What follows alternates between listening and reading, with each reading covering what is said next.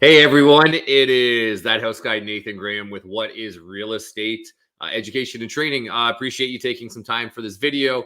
We're going to keep up a trend I've been doing lately and just go to Twitter and see what political announcements have been made out. And then just kind of discuss them. So today we're going to talk. This one's going to be filmed more towards investors. We do have a great investment link interview that's going to be going out tomorrow, but I want to talk about the budget changes, especially in regards to the tax increase for capital gains and how this could affect you, and how they say that it's only going to affect like 2% of the people, if even that. I think it's going to affect more than that, and I'll explain why. So we're going to add Mr. Trudeau to the stage, and let's hear what he has to say. I don't think it's fair that a teacher or electrician pays taxes Probably on could have skipped a lot of this. of their income, while a multimillionaire pays taxes only on 50% of the passive income they make on capital gains. Okay, so first and foremost, I want to do a quick correction here because this is a little bit of wordplay that's going on. If you as a teacher or an electrician had investments, had an investment property, you would actually be paying capital gains on your passive income through those mediums as well. And that multimillionaire that he's talking about, although yes, they're generating a lot of their wealth through their investments, they're actually paying 100% taxes on the wages that they are collecting from that as their own personal. So anytime I kind of see a tactic like this, it does set up a little bit of red flags. Basically, you're mixing two different types of taxes, but trying to lump them into one in hopes that you don't catch it, and then it just sounds really good for you. And we'll talk about all that afterwards. A little more. So now they want to make you pay more on your. I want to be crystal clear, though. This tax will not apply to anyone's primary residence. Okay, I want to be crystal clear here. Twice in the last 4 years has the federal government floated the idea of adding capital gains to a principal residence. As a matter of fact, if you remember prior to the previous election, this was one of the talking points that was backtracked on very quickly. So to be, and use his language, crystal clear, as of right now, it does not apply to your principal residence, yet if they change the rules already in place. So you take that for what it's worth. Ne s'appliquera pas à la résidence principale. Now he says it in French, which I do not know French at all. 99.87% of Canadians will not pay a cent more tax. Okay, so this is maybe he's right, and in this direct relation, I guess the vast majority of Canadians, and I would agree, do not generate $250,000 or more in passive income. Yet what he's touting as a good thing, I actually do find oddly depressing, because we're going to talk a bit today about this, yet you should be having passive income. This is how you make it in life today. Essentially, what is happening here is they're trying to make it sound like it's good, yet if you go out and start generating passive income, they're basically going to say, we're going to start taxing it once you hit a certain amount. So forget your hard-earned work, forget your investments, forget what you're doing. We will tax that. And that those who will be those. And just quickly, before we get into this, you can tell I'm a little fired up about this. I just read an article this morning.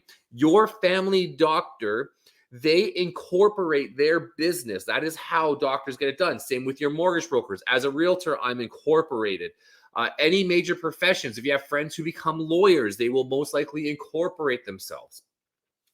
This affects those people. So we already have a shortage of family doctors right now. And now we're basically saying that the way you as a doctor could have built your retirement, because that's what this corporation is. This corporation is building for retirement. It's not money that they get right now. They have no pensions. That the family doctor, the way you could build for a retirement is now taken away from you. We are now going to tax that greater so you do not live as well. And then the question is, how many people are become doctors in Canada if this is the case? Like, sure, the taxes don't directly affect you, yet the fallout from the taxes is very much going to directly affect you. And it's something that he's hoping we just don't catch. Who've benefited from an economy that seems tipped towards them. For the record, an economy he's created over the last 8 years, but whatever. Particularly young people. We don't think it's fair that a teacher or electrician. Okay, there you go. So that's the whole thing there. Get this guy off stage. As you can tell, I'm trying not like I do try to be very biased in this on a political side because I think it doesn't do anybody any good to just to spray your opinions. But when I hear rhetoric like this, it is actually really scary. So I want you to think about something, and this is I want you to think about how to manage money on this regard. And this is a very important fact because it'll kind of show you how crazy this is going. Okay, so money is the source of value that we determine all things by, right? Once upon a time, it was gold, and that was a fantastic source of value. But now it is the currency that the government creates, right? Now, this is a simple part of supply and demand. I'm going to show you my old Tim Hortons mug here. If you are a Tim Hortons fan and this was the only one in the world, this might be worth $500. But if I print 2 million of these, then it is worth 2 cents. So scarcity is what creates value behind a currency. And the same thing happens with gold. Back in the day, if everybody had gold, this is why gold works so well, because gold is scarce. It is hard to get. You can't I cannot just go and get gold. I'd have to open up mining companies. I'd have to figure out how to do it. It's a scarce metal, and that's why it makes such a good source of value. If gold all of a sudden became plentiful and anybody could get it, then all of a sudden it would be worthless. So let's look at currency now. So the Canadian dollar, if there was only one Canadian dollar and that's all that you could use in theory to go buy things, then it would be worth a whole lot of money, right? If all of a sudden you have millions upon billions upon trillions of Canadian dollars, that is going to start devaluing the dollar. So the problem is we don't see it. Let's go back to my lovely Tim Hortons mug here. Okay, so if there are only 100 Canadian dollars in existence, this might be worth, say, 1 or 2 Canadian dollars. If we double the Canadian dollars, then now this might be worth 4 Canadian dollars because the dollar itself isn't as valuable. Okay, the dollar itself has lost its value, causing this cup to go up more. And this is one of the major contributing factors to inflation.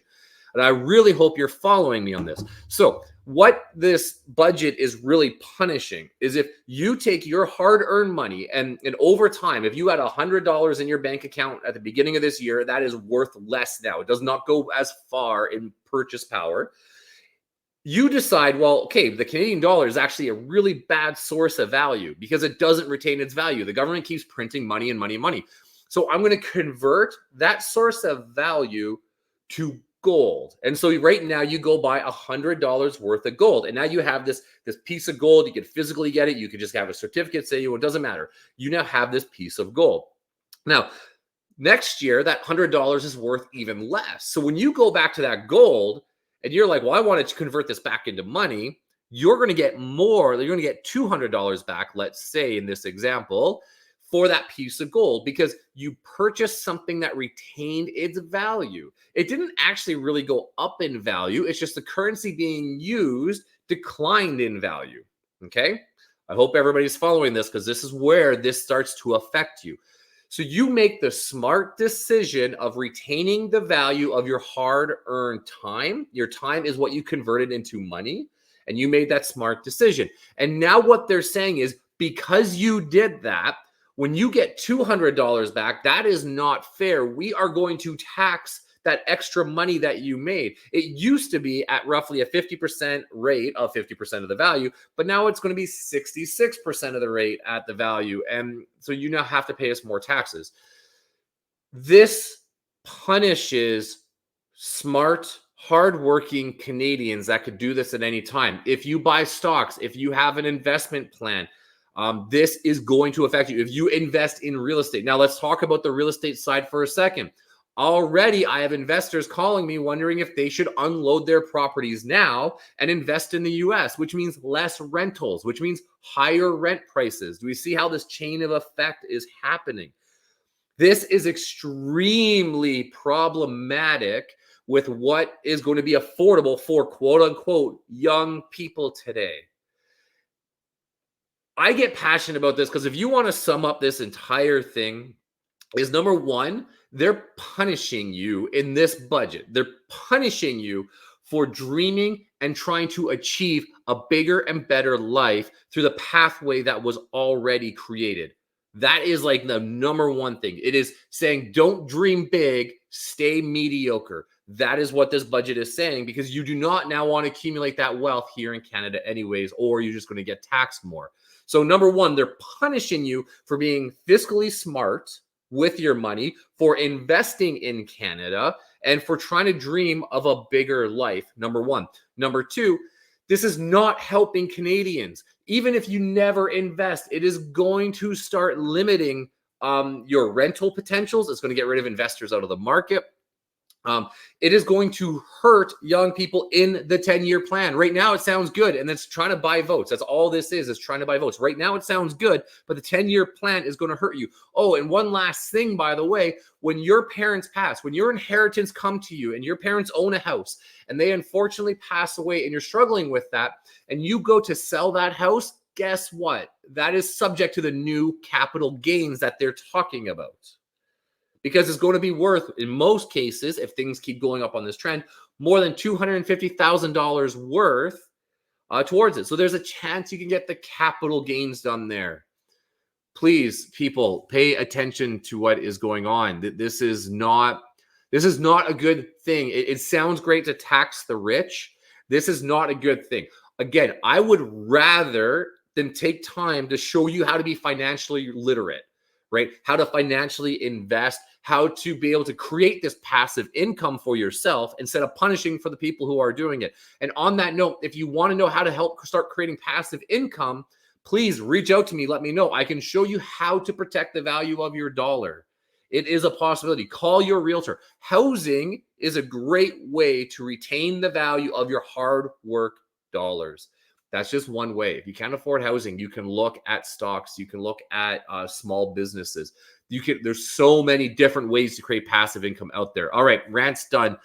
Sorry this is coming out on a Tuesday. I had a busy day yesterday, but please, I hope you take time to watch this. Have a great day, everybody.